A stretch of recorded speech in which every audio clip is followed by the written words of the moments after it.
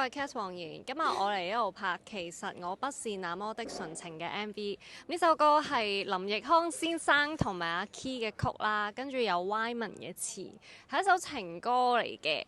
咁呢首歌其實係想講，當一個人有少少經歷嘅時候，大家以為佢好純情啦，但係其實唔係嘅，因為你已經受過好多傷啦。咁到你真係遇到一個你喜歡嘅人，反而會驚咗嚇怕咗。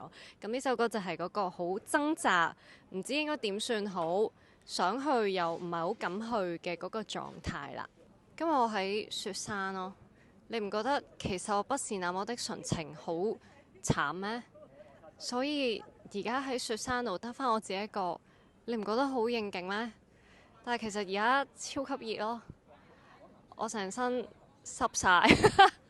隻狗叫我 Lucky 啊！我今次第一次見佢啦，咁我佢個 size 咧係我隻狗嘅好多好多倍咯，隻狗係佢個頭咁大啦，但係佢極乖咯，我想講，見到佢就去溜佢傾偈啦，但係我食咗好多檸檬咯，我想講，佢唔理我咯，跟住我對住佢唱歌，佢另歪面咯。我小學嘅時候有幼稚園嘅時候有剪過呢種短頭髮咯，跟住到後尾出咗道，其實都冇試過咁短。我想剪短好耐㗎啦，大家都好怕我剪短，因為我實在係太懶啦。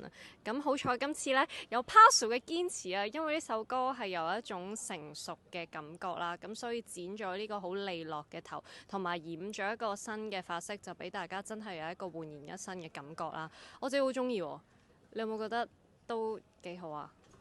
都幾好啊！